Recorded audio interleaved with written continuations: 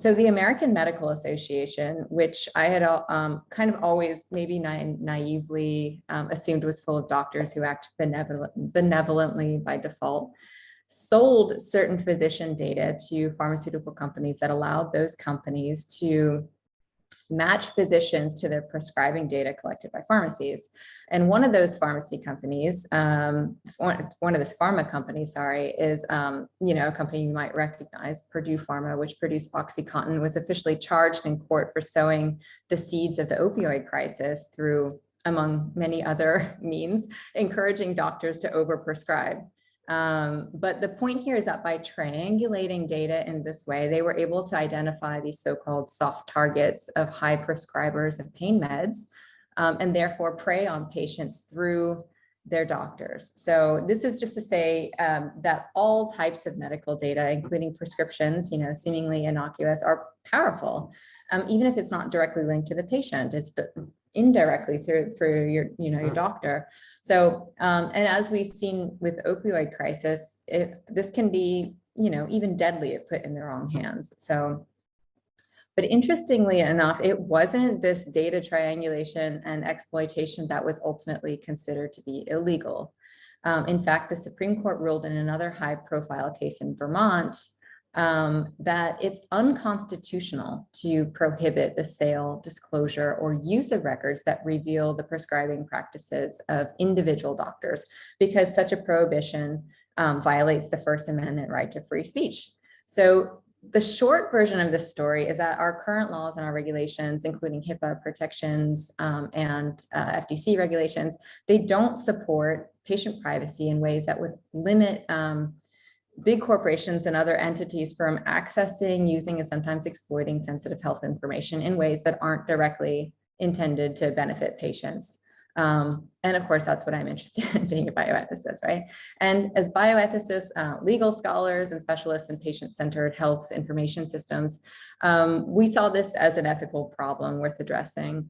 So given that the legal code is kind of slow moving and doesn't offer many options for recourse in this area, we published this paper as a kind of call to consider the potentials of using smart contracts to fill these gaps and help individuals to regain some control over their health information.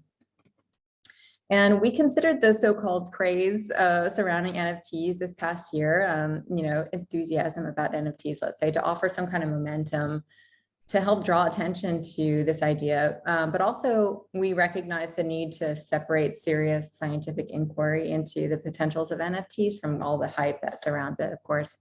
So while science was pretty firm about us keeping the term NFT in the title of our paper, what we really aimed to focus on was the potential benefits and also the complex challenges of using smart contracts to ensure that patients, rather than this small set of powerful players in the health information exchange marketplace, patients are the ones that set the terms for transactions involving their data. So the main points we tried to get across in this paper were that people, or rather institutions like hospitals, EHR companies, research institutions that currently act as data stewards or data trusts could use smart contracts to grant selective permission to patient data and to transparently track those transactions. So not store the data in a blockchain or anything like that. That's a common misunderstanding of what we proposed, but to track the transactions. And this would have the benefits of improved transparency, helping to identify and prevent unwanted actors from accessing, personal data, enhance the overall efficiency even of good transactions, like those involving scientific researchers and medical institutions, or even companies trying to innovate healthcare solutions.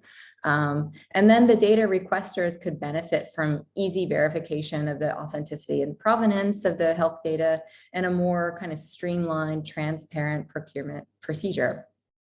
And there's a lot of red tape involved in that right now. So that is a big plus too. So, and then there's also the idea that smart contracts could help with indexing, through their nature as metadata. So they could help to categorize and analyze data.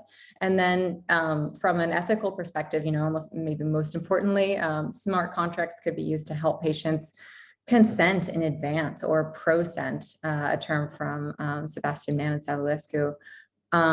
to kind of prosent in advance to certain data sharing scenarios that align with their values and their preferences. And the terms of these contracts can be highly granular, I mean, theoretically speaking, and personalized. So the idea behind this whole arrangement is that data exchange decisions are patient-centered, which is an ethos that guides a lot of the research in bioethics at Baylor, where I am at, and also elsewhere.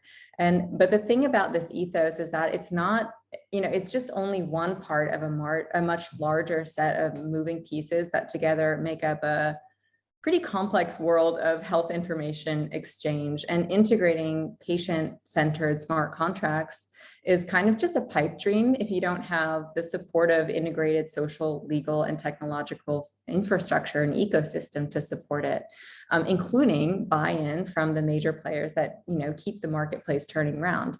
And one thing you'll notice is that the patient is not at the center of this marketplace, not by a long shot, at least not right now.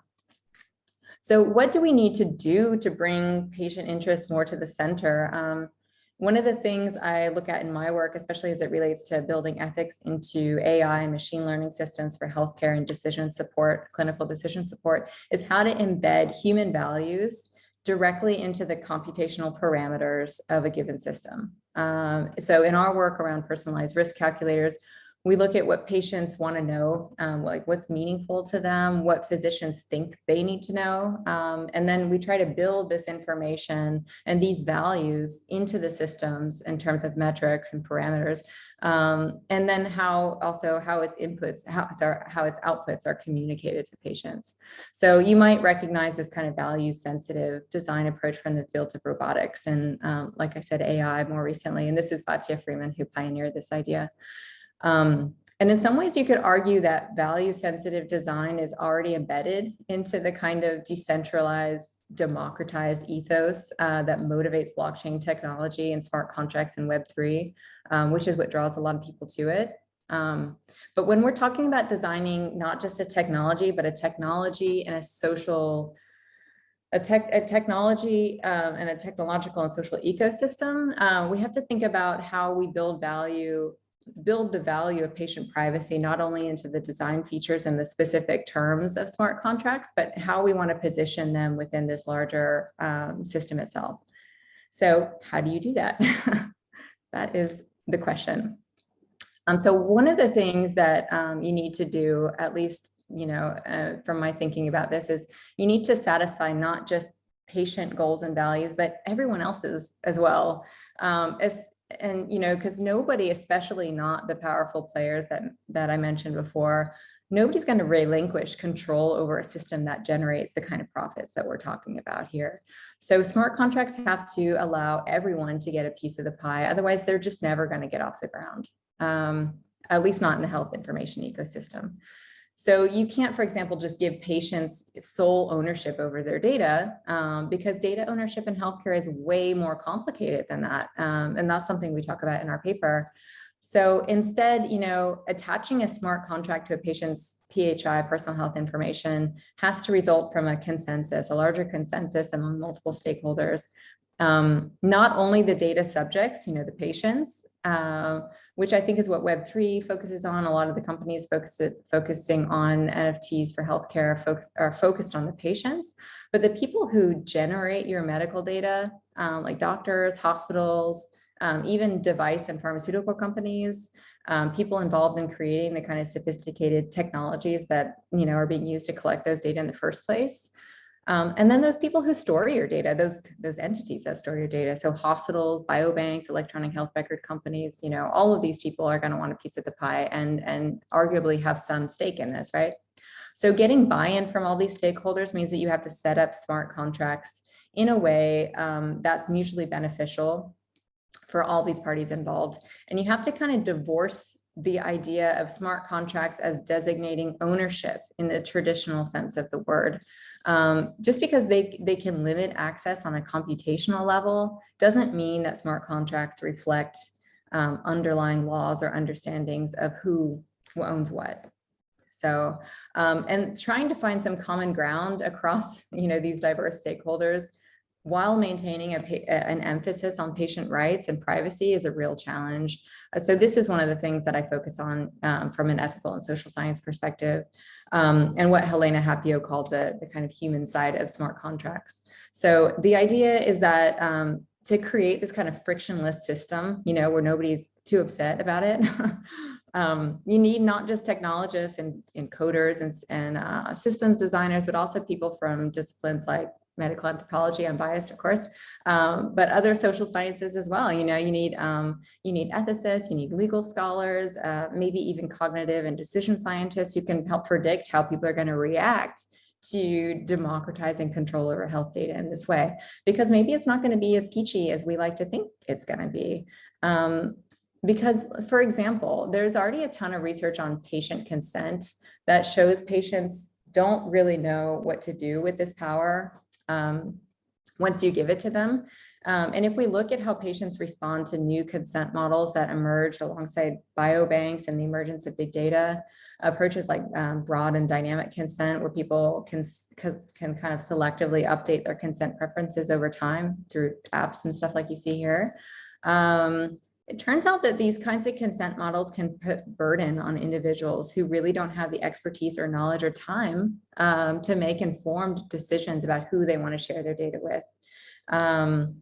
So, I think we need to explore other models of informed consent that reduce the decisional burdens, but still allow patients granular control if and when they want it. And another important and related cultural piece of this is that, if we're going to design this technology to help protect patients' data privacy, we have to make sure that this is something that they even care about. And my view is that most people don't care enough about privacy, especially young people, but everybody, I think, because they don't really, they lack a certain awareness of what people can do with those personal data, what people who can do who don't necessarily have our best interests at heart. And even after things like Cambridge Analytica, there's still not a strong consensus that data privacy is a big threat to autonomy and well-being. So that is something to be addressed. So those are issues for social scientists to figure out, but probably the things that your audience is most interested in is the kind of technological frameworks needed to support smart contracts for this kind of use case. And one of the most important things that I think is needed is this ecosystem of trustworthy data feeds into these patient-led smart contracts. Of course, this is something that Chainlink and other Oracle network companies know a thing or two about. Also, I've borrowed your nice graphics. Thanks for that. So we need to be able to gather information that's going to reliably tell us whether data requesters are who they say they are, and if they're requesting data for the purposes that they claim to be. And then it's also useful to know if there's any substantial conflicts of interest, which most academic institutions collect those data. So, you can know whether data requesters have affiliations or alliances with industry or other entities that might indicate that they're collecting data on behalf of other actors. And then, of course, you'd have to feed in information about what patients' preferences actually are, what they're consenting to in terms of data sharing. So that comes from clinical trial consent agreements, patient intake forms, other places where patient data sharing preferences are documented. And then all of this should be updated in a dynamic way, using dynamic NFTs perhaps. So another important piece, finally, that I'll talk about here is the need to make sure that the technological environment can actually feasibly support the intended privacy functions of smart contracts. And this means that we need better data storage standards across the board to ensure that health information is properly encrypted and less susceptible to data breach. That might seem really obvious, but data breaches are still so common in the healthcare industry, and every year outpaces the last in terms of the number of data breaches.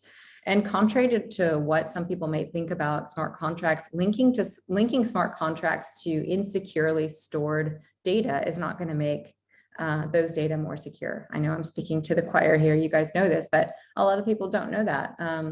So we need to better protect the data wherever it is through encrypted or decentralized storage or whatever is the best fit for a particular corpus of data. But one challenge is that data protections aren't likely to be equitable across the board. We're talking from an ethical perspective here. In this picture, you see a big biobank in the middle here, which probably has pretty strong data encryption, but you can imagine that lower resourced hospitals and clinics, and even, individual researchers, some people are storing this stuff on their computers, they might have a harder time securing their databases, and that can put certain communities at greater risk for data breach and exploitation, which is, of course, another problem for social scientists to figure out in conjunction with technologists. So the last part of this technological environment that I view as essential is to make sure that data isn't duplicated once it's accessed by an authenticated data requester. And that's really hard to do because, once people have access, what's to stop them from just endlessly duplicating and reselling your data? And some people limit the time that you have access to the data, but as technology advances, you're going to be able to download it, more quickly. So that's the time lapse is a temporary solution, I think. And then you'll remember this is one of the first head scratchers when NFTs came on the scene. People were just like, why NFT a JPEG when you can just copy and paste it everywhere? It doesn't make any sense. So, now we have a bit more sophisticated idea of why that's valuable, I hope, but we don't want people doing that with health data, right? So the one way to avoid this is by never letting anyone take the data with them at all. So the data never leaves its secure data storage spot. And using emerging technologies like federated machine learning, smart contracts could be set up to allow algorithms instead of people to access the data and to return relevant representations or summaries of those data to the data requesters without them ever having to lay their human eyes on the data itself. So that's something I'm really looking into as well.